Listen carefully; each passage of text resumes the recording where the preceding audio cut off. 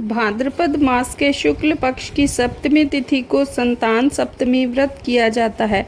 इस व्रत को संतान सातें, अपराजिता सप्तमी और मुक्ताभरण सप्तमी के नाम से भी जाना जाता है। राजस्थान में इसे दुबड़ी सातें कहते हैं।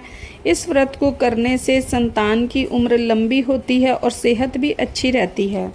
कब है संतान सप्तमी? भाद्रपद मास के शुक्ल पक्ष की सप्तमी तिथि 9 सितंबर सोमवार की रात 9:53 से शुरू होगी, जो अगले दिन 10 सितंबर मंगलवार की रात 11:12 तक रहेगी।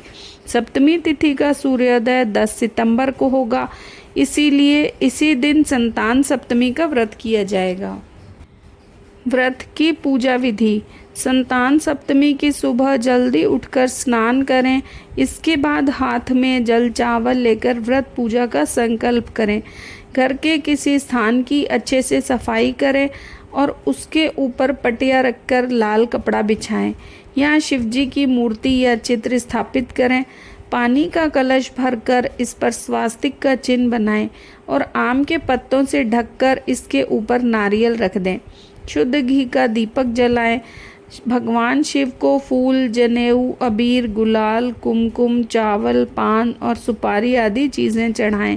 खीर पूरी का प्रसाद और आटे और गुड़ से बने हुए मीठे पुए का भोग लगाएं। पूजा के बाद संतान सप्तमी व्रत की कथा सुनें। कथा सुनने के बाद भगवान शिवजी की आरती करें। इस दिन व्रत रखें। अपनी इच्छा अनुसार फल और दूध ले सकते हैं। प्राचीन काल में नहुष अयोध्यापुरी का प्रतापी राजा था। उसकी पत्नी का नाम चंद्रमुखी था। उसके राज्य में ही विष्णुदत्त नामक एक ब्राह्मण रहता था, जिसकी पत्नी का नाम रूपवती था।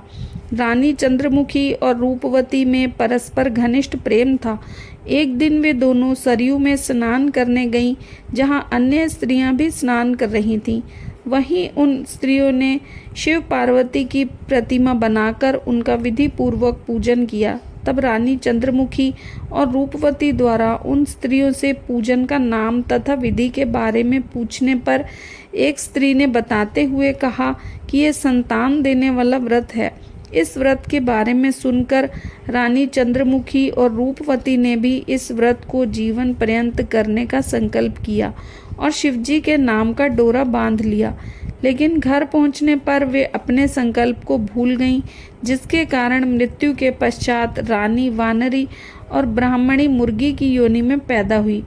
कालांतर में दोनों पशु योनि छोड़कर पुनः मनुष्य की योनि में आईं। चंद्रमुखी मथुरा के राजा पृथ्वीनाथ की रानी बनी और रूपवती ने फिर एक ब्राह्मण के घर जन्म लिया। इस जन्म में ईश्वरी नाम से रानी और भूषणा नाम से ब्राह्मणी जानी गई। राजपुरोहित अग्निमुखी के साथ भूषणा का विवाह हुआ। उन दोनों ने इस जन्म में बड़ा प्रेम हो गया। पूर्व जन्म में व्रत भूलने के कारण इस जन्म में भी रानी की कोई संतान नहीं हुई, जबकि व्रत को भूषणा ने अब भी याद रखा था, जिसके कारण उसे सुंदर और स्वस्थ 8 पुत्रों को जन्म दिया। रानी संतान नहीं होने से दुखी ईश्वरी ने एक दिन भूषणा उससे मिलने गई। इस पर रानी के मन में भूषणा को लेकर ईर्ष्या पैदा हो गई और उसने उसके बच्चों को मारने का प्रयास किया, किंतु वह बालकों का बाल भी बांका न कर सकी। इस पर भूषणा को बुलाकर सारी बात बताई और फिर क्षमा याचना करके उससे पूछा, आखिर तुम्हारे बच्चे मरे क्यों नहीं? भूषणा ने उसे पूर्व जन्म की बात स्मरण कराई और साथ ही ये भी कहा कि उसी के व्रत के प्रभाव से मेरे पुत्रों को आप चाह कर भी न मार सकी। भूषणा के मुख से सारी बातें जानने के बाद रानी ईश्वरी ने भी संतान सुख देने वाला यह व्रत विधि पूर्वक रखा। तब व्रत के प्रभाव से रानी गर्भवती हुई और एक सुंदर बालक को जन्म दिया। उसी समय से यह व्रत पुत्र प्राप्ति के साथ ही संतान की रक्षा के लिए भी प्रचलित है।